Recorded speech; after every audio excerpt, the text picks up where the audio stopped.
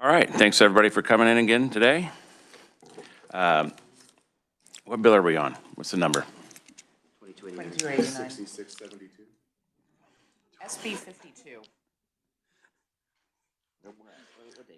Oh, that was a real question. Yes. Yes. Sorry. I believe the show is 2289. And you guys sent us an offer, and we've considered it, and I have a substitute offer for you. And I'll go through it here quickly. And then I think I made 15 copies for people, so. All right, so we're prepared to accept the Senate position on deleting the 4% tax credits immediately and only keeping the 9% credit with the following changes. We want to make sure that the KHRC doesn't spend more than $25 million in this current round. Last year, we were told it was $25 million. It was actually $33 million that they issued. And so we want to make sure that they stay within that $25 million for this current round. And then no more than $8.8 million in tax credit issued each year thereafter. And that is on the 9% only, since we're deleting the 4%. We would like this program to sunset in 3 years at the in year end of 2027. And then insert the language that we talked about yesterday from 2096 that fixes the current year transferability of tax credits.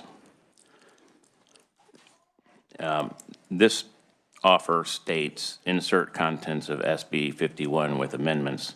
However, I've been advised by the revisers that we need to keep them separate because of the single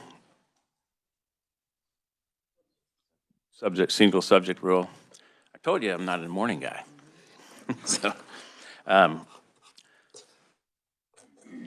So we do have to keep them separate. They're going to assign us a Senate bill, I believe, later today that we can come back and insert whatever we agree on. But there are some amendments that we want to insert we want to insert SB 51 into that bill with 10 amendments is what we have listed here. And I'll maybe have the reviser go through the amendments. Would you like a balloon document to be passed out? Or yes, please. With those amendments? Yes, please.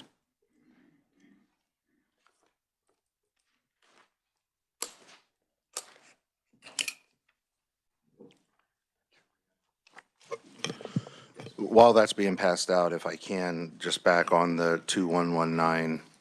So no more than 25 million credits issued in the current plan year.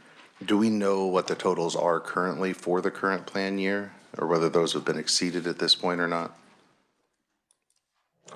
They haven't been issued yet. They're in the process. They're still in the bid process. When we initiated this bill, it was brought to our attention that we could mess up the current year, and a lot of investors have invested money in the process of application. So we didn't want to stand in the way of this current year. But we also want to make sure that KHRC does not issue more than $25 million. Okay, and so 25 million in this plan year, and I just want to clarify when we're talking about no more than 8.8, and that would be million in tax credits issued each year thereafter. That is, again, looking at the chart, if you issue 8.8 this year, that's 8.8 for 10 years. And then the next year's another 8.8 for 10 years. So I just want to make sure that we're not saying that only 8.8 per year is where the cap is, I guess is the way to put it. Yeah, so the cap would be the 88 million in debt each year. Okay, that makes sense.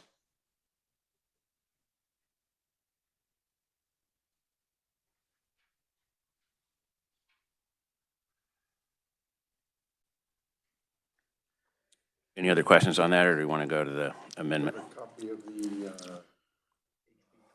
6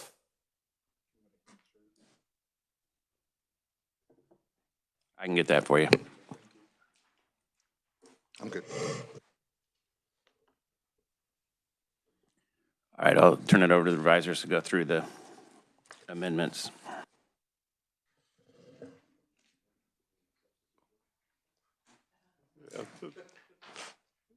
Thank you, Mr. Chairman. Nick Myers with the Office of Revisor of Statutes. Committee members, I'll run through these 1 through 10 and point you to the appropriate page on this balloon amendment. So the first proposed amendment to not include electric generation equipment and include backup generators, that you can see occurs on page 1 of the balloon amendment. And you see the balloon insertion where backup generators is inserted as part of the equipment that would qualify for the as data center equipment and qualify for the tax exemption. And then you see that stricken language in paragraph 3 there that would strike and not include other electric generation equipment as part of the tax exemption. For the second amendment, the provision to exclude telecommunications, wireless, and video service providers, you will see that at the bottom of page 2. And there's a larger balloon there. And you see that in that definition of qualified firm, you'll see that does not include language there, and that is the does not include those telecommunications providers, wireless service providers, or video service providers as a qualified firm that can qualify as constructing a data center and qualify for the tax exemption. For the amendment number 3, to not include modular data centers or pre-assembled components, you'll see that on page 2 with the stricken language there in you'll see the stricken paragraph 8. So that authorization to include modular data centers would be stricken. For amendment number 4. Okay. Go ahead, Senator. Yeah, thank you. Can you define pre-assembled components? I don't believe that is defined in the bill, so that would be something that would be, I mean, that this would no longer be included in the bill under this amendment, but if this were to stay, that would be something that would be ironed out in that agreement for the exemption. Okay, so that they would define that, what pre-assembled, I just want to make sure, because I'm thinking pre-assembled component, I think of a server rack, for example. That's comprised of hundreds or thousands of components. Is that considered a pre-assembled component?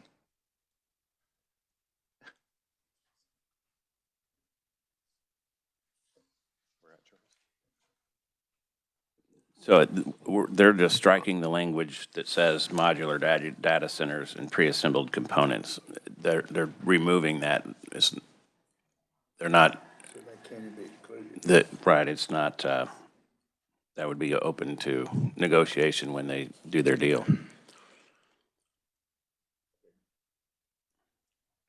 Yeah, I mean, there is some language there, as my team was pointing out, that, I mean, as you pointed out, Senator Owens, like equipment used in the operation of the qualified data center, including but not limited to component parts, installations, refreshments. I mean, that's kind of broad and generic language that might capture some of these types of components as well. So the amendment number 4, the inclusion of leasing arrangements within the definition of qualified data center, and you'll see that on the bottom of page 2, that a qualified data center would include buildings that are constructed, reconstructed, enlarged, remodeled, or leased. And then you'll see that that very first line of the larger balloon down there, where the stricken language occurs in the definition of qualified firm. The qualified firm would be defined to mean a business or an affiliate thereof that is registered with the Secretary of State and is engaged in the development, operation, or leasing of a qualified data center. With regard to the amendment number 5, electric service and rates, This would prohibit utilities from authorizing economic development electric rate discounts for facilities that are data centers.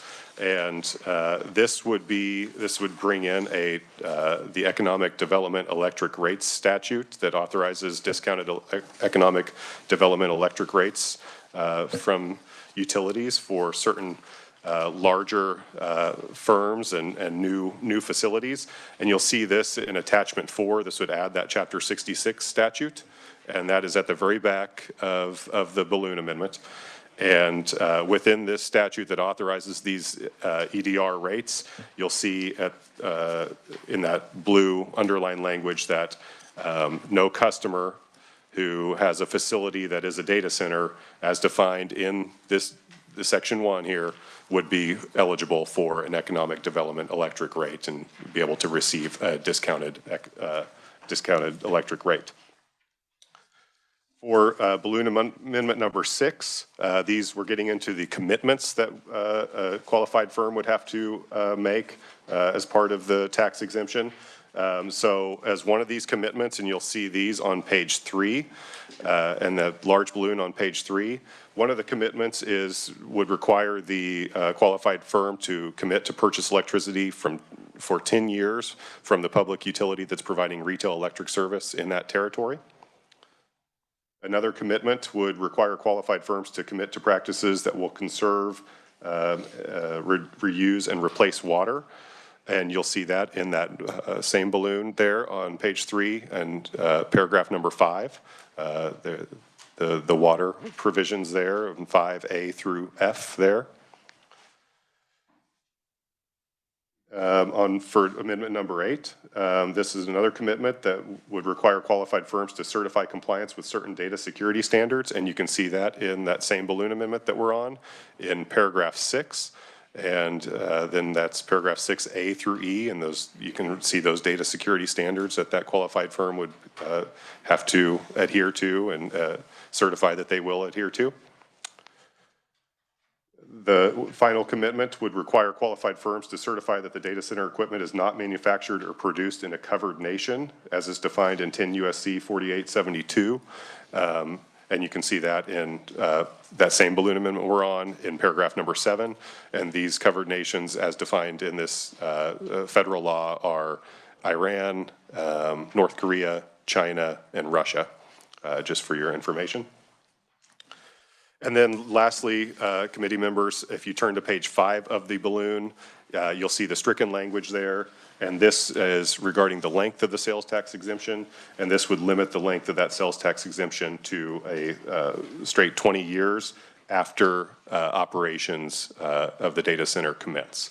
And so you see that stricken language there and the dollar thresholds there. But this would limit it to 20 years after commencement of operations. And I'd be happy to answer any questions. Seeing no questions. Representative Clayton. Oh, sweetheart, you'll have to get yourself a new ranking if you want to say that question. All right, so looking at the balloon on page 3, paragraph or number 7, certifying that no data center equipment shall be manufactured or produced in or by a covered nation as defined. All right, so is there anything in the balloon that says who does that certification, who does the work, who looks at it, who's responsible?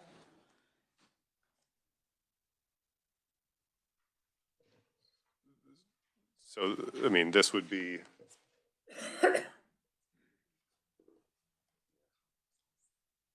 yeah, this would be part of the agreement, and then the Department of Commerce would be the entity that would be reviewing and ensuring compliance, and the qualified firm would be certifying that they are complying with this requirement as well.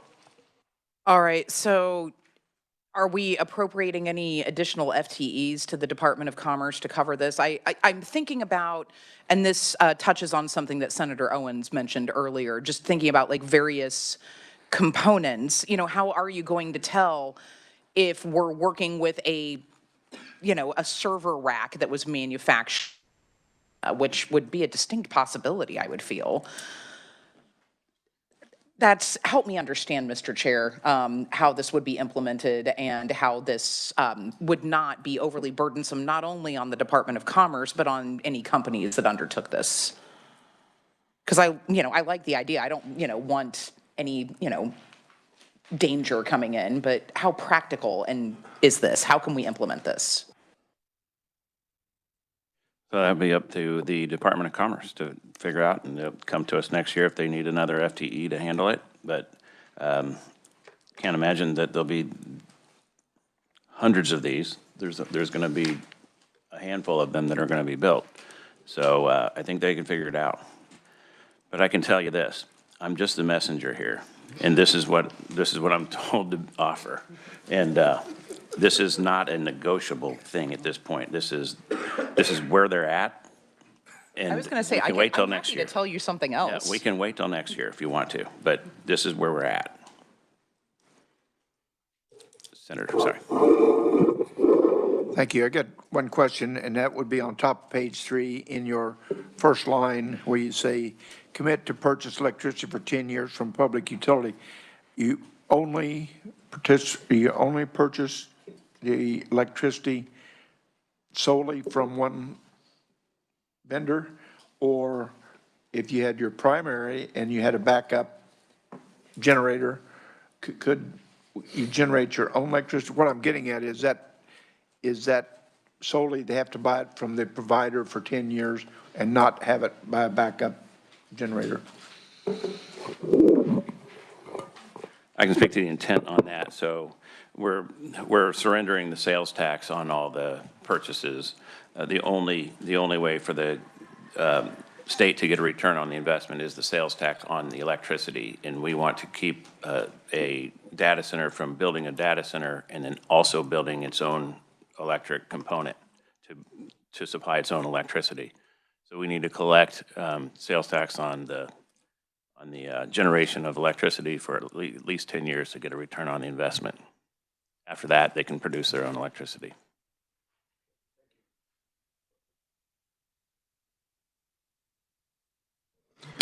All right, couple questions. So first of all, based on what I'm reading on number, let's see, I don't know, it's page 5.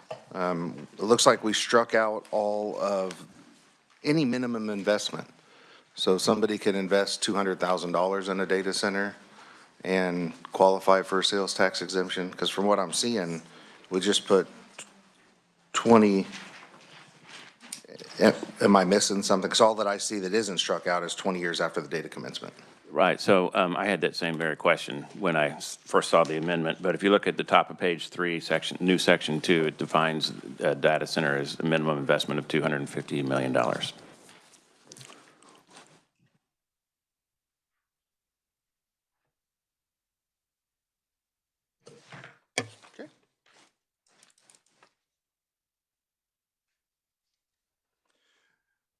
All right, so carrying on with my next question. Can you tell me or help me understand what SOC1, SOC2, SOC3 are? ISO IEC 27001-2022. On the phone, a friend here, if you don't mind. Nick? Yeah, I foresaw this question. These are data security standards, and I'm no expert. I mean, you can go into the weeds on these quite a bit, but that ISO IEC 2701, the 2022 version, is an information security, cybersecurity, and privacy protection for information security management systems. It's a standard within that sphere. That SSAE by number 16 with the SOC 1, 2, and 3, that's a standard developed by the American Institute of Certified Public Accountants, the AICPA. And this is for attestation reporting on organizational controls. And it's essentially an auditing standard for service organizations. The payment card industry data security standard, the PCI DSS. This is a global security standard designed to protect cardholder data and reduce payment card fraud. The National Institute of Standards and Technology special publication, the NIST 853, is another information security standard for privacy and security controls for information systems. And then the Federal Information Security Management Act of 2002, and then as amended in 2014, is essentially a framework of guidelines and other information security standards for federal government agencies. And then this would apply to state agencies and private entities that contract with the federal government for programs. So yes, these are certain standards. Now, certainly some of these may be already complied with, but I'm not sure on exactly what these data center entities, what standards they currently comply with, and what this would add to that those requirements. Thank you. That's a lot. Thank you.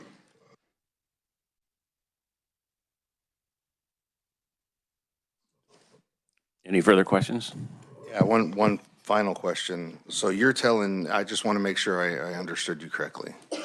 This is take it or leave it, non-negotiable, period, hard stop, end of story. I understand that there are a couple of tweaks that might be coming with interested parties talking with the speaker.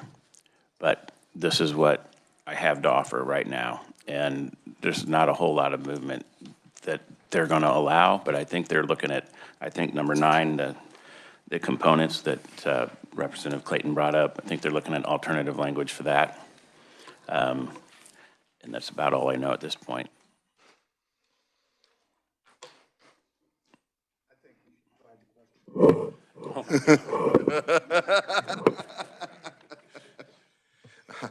And I'm serious. No. First of all, I think we have two areas here. One's 2119, and the other is a new bill for 51, and you're throwing in 2096. So if you could give us just a moment.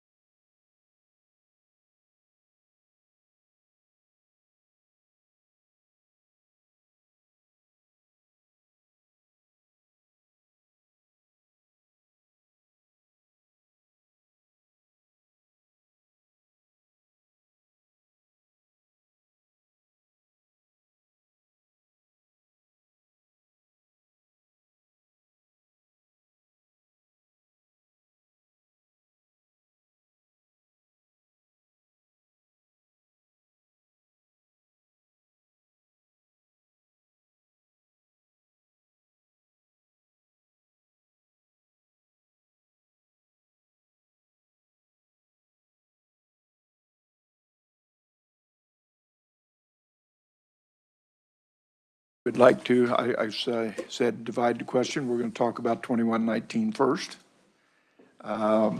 There is some question on the third line, and no more than 8.8 million in tax credits each year. Want to make sure that language is identified so that we actually know what we are going to be spending with that. So I think that language needs to be a little more definition in that language there.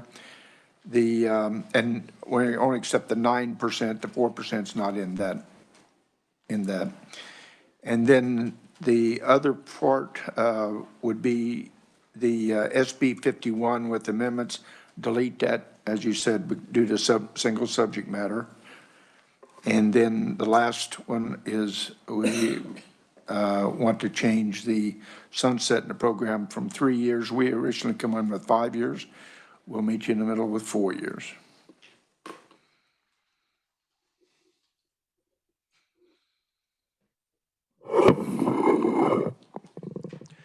All right, so you have a suggestion on how to word the no more than 8.8 million in tax credit issued?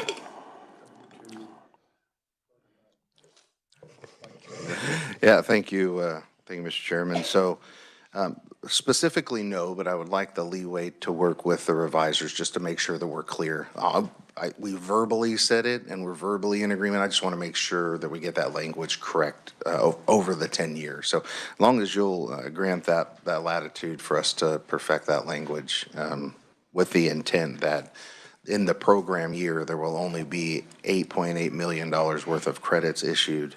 But understanding that is really over 10 years. Anyway, they're way smarter than I am about getting the wording right. And so as long as we can work with them to get that right, that's all that I was asking there.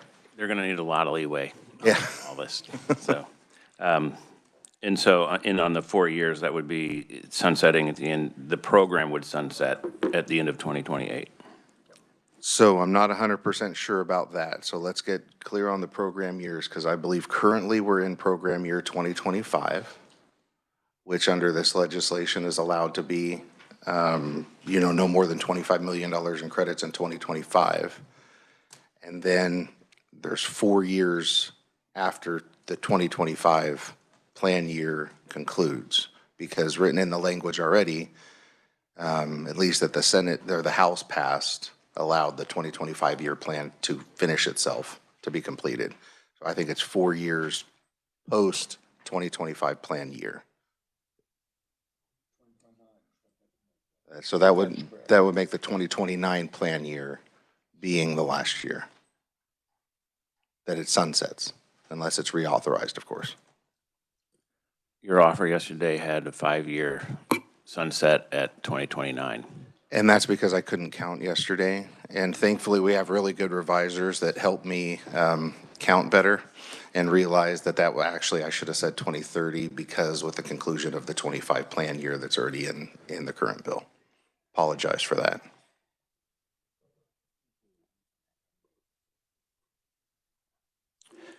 Okay.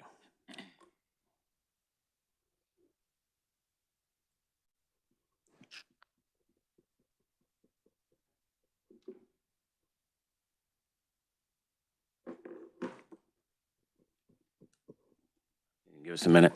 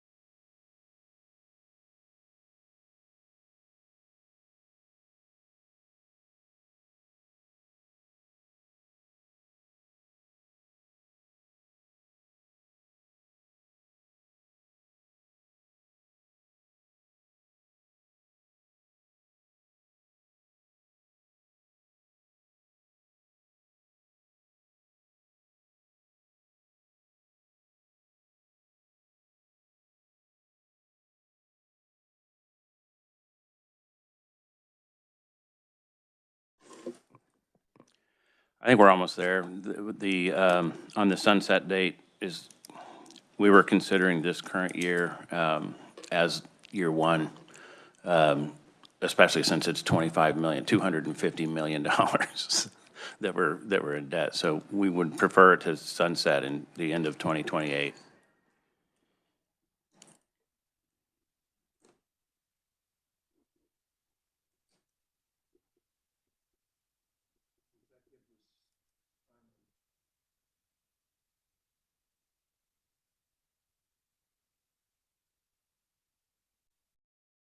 I'd say the program's working quite splendidly when we've spent over $800 million in 3 years.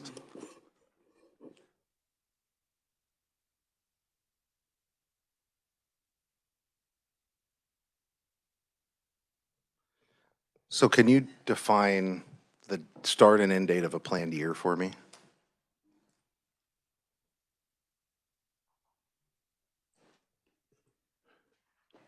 Yeah, it's a little confusing because we're talking tax credits, which are tax years versus how the KHRC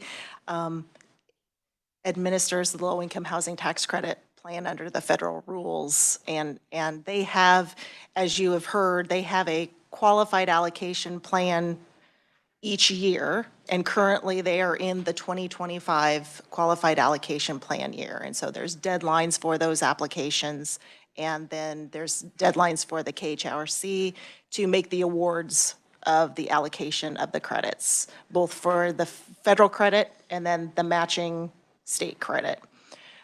So there was language, if you recall, in your Senate Commerce Committee amendments to clarify that the 4% credit would end, there would be no additional allocations after the 2025 qualified allocation plan. So the current year that they're in, that they are accepting applications and reviewing applications would continue for 2025. And I believe the date, kind of the last date of their timeline is in November of 2025. And so my understanding of kind of the proposal that you're talking about right now is to leave that provision that the 4% credit would end. I mean, there would be no new awards after the 2025 qualified allocation plan year. That the 9% would continue with the $8.8 million cap per allocation plan year. And that 9% credit would end after the 2028, the House's offer is after the 2028 qualified allocation plan.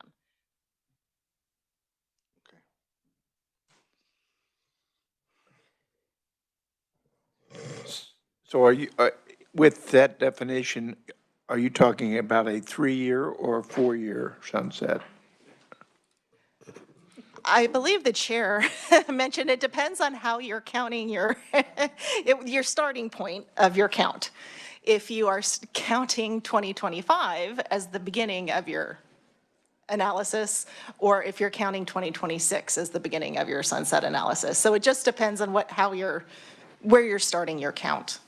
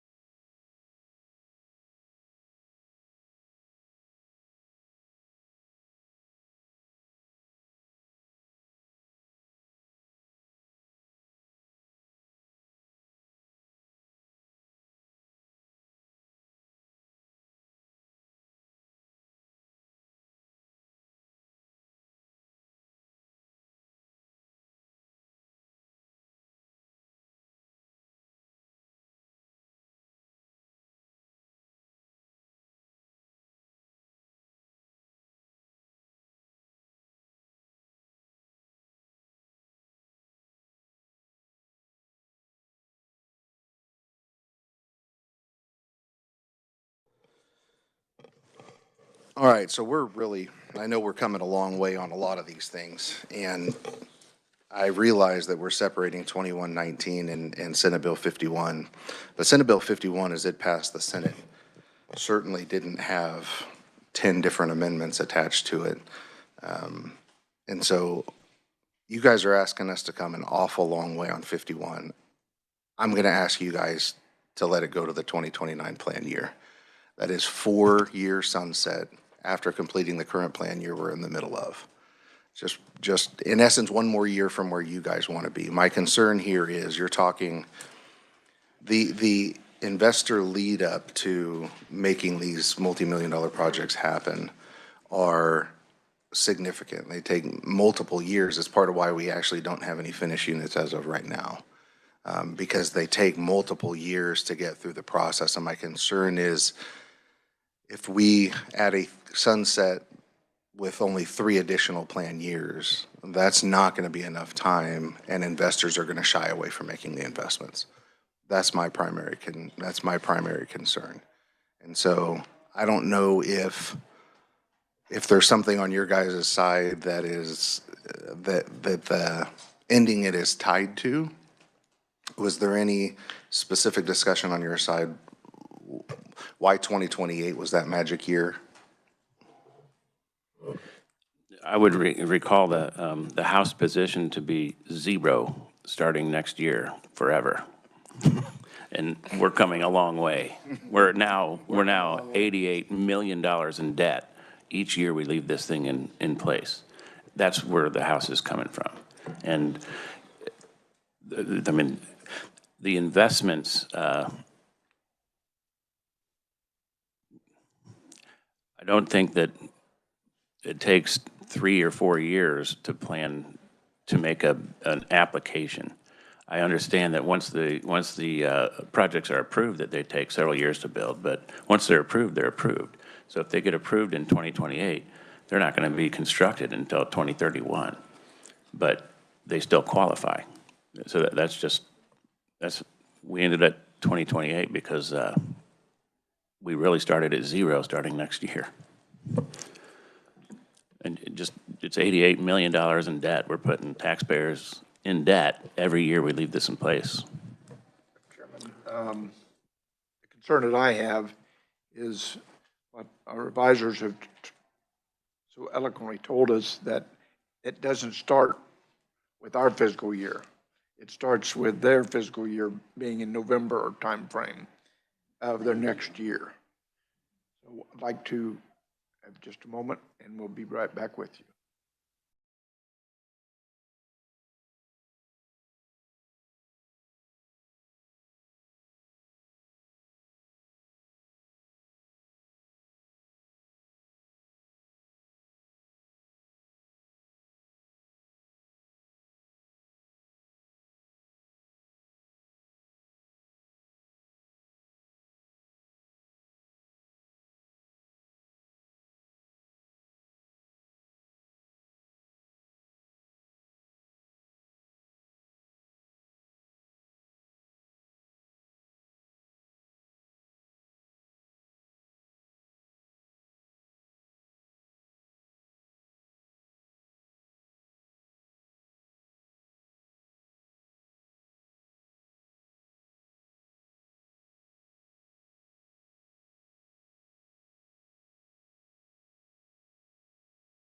Thank you for your indulgence with us.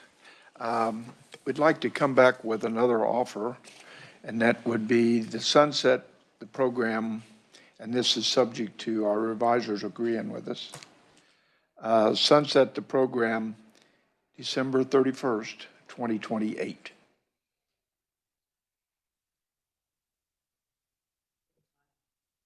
$12:30. That's Close business? No, I'm dead serious. okay. So I think we're in agreement on 2119 on that. Question. Yeah, I would like to add just one more thing. We keep saying that this is debt, and I just want to clarify that this is not debt. The taxpayer's not in debt. This is revenue we won't be receiving, but this is not an actual debt. It's not like we're bonding anything out or we're actually writing checks per se. that we're expecting to collect. So just some semantics there.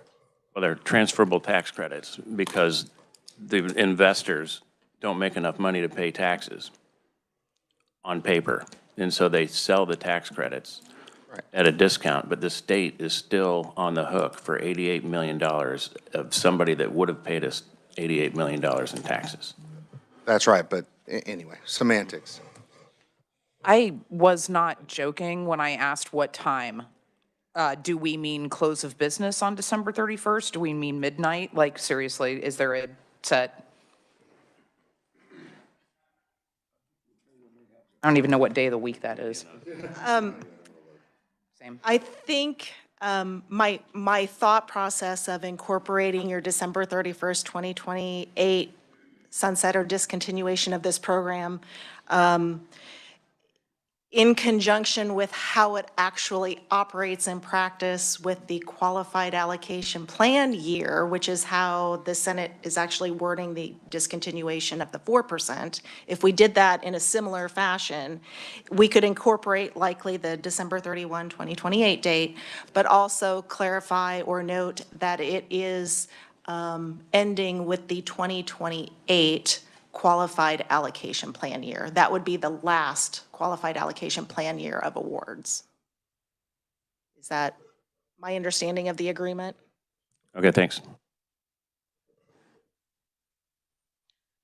Okay, one more, just clarification.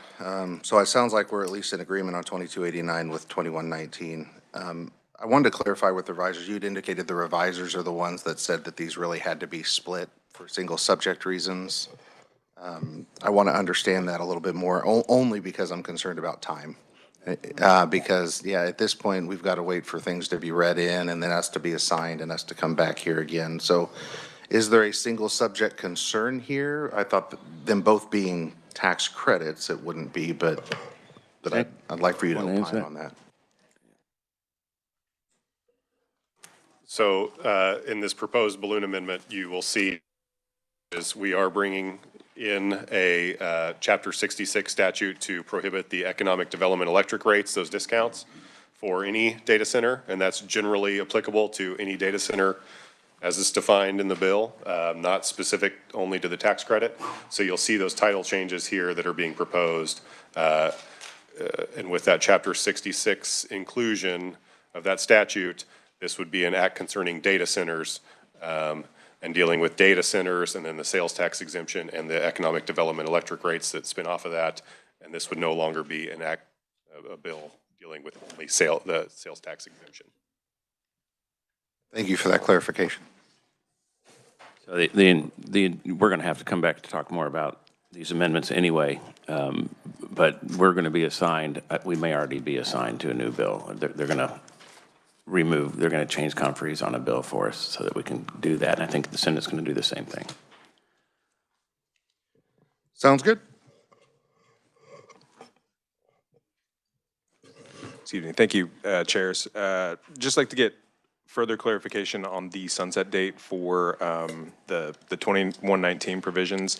In the current version that was passed by Senate Commerce, there are 3 deadlines that are limited. So the KHRC would be limited they'd be prohibited from accepting applications after August 15th of 2025 for the 9% credit. That's not in the Senate.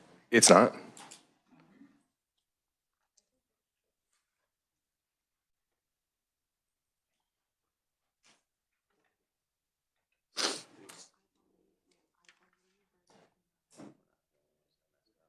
Yeah, it's a lot.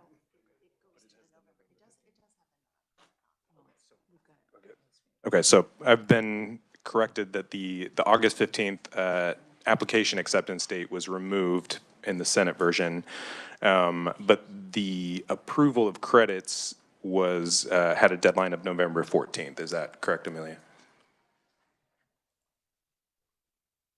So would we just be moving that November deadline to December 31st?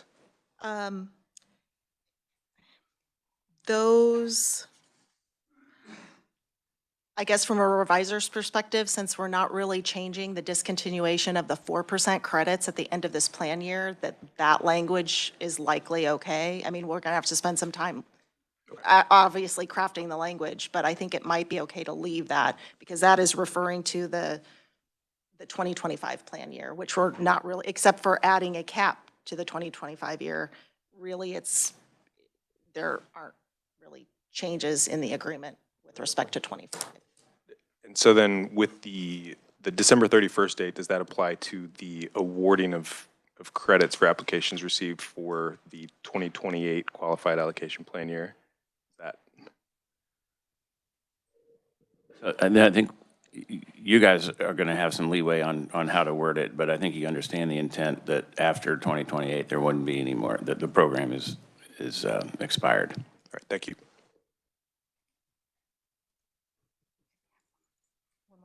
And I just want to verify that we are also including in this, you have included in this agreement the contents of House Bill 2096? Just confirming? Yes, thank you.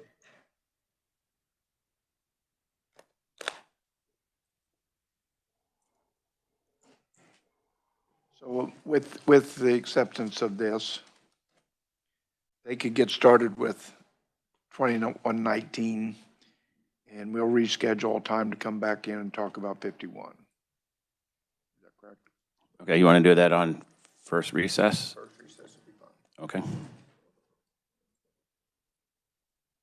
All right, so we'll adjourn. Thanks.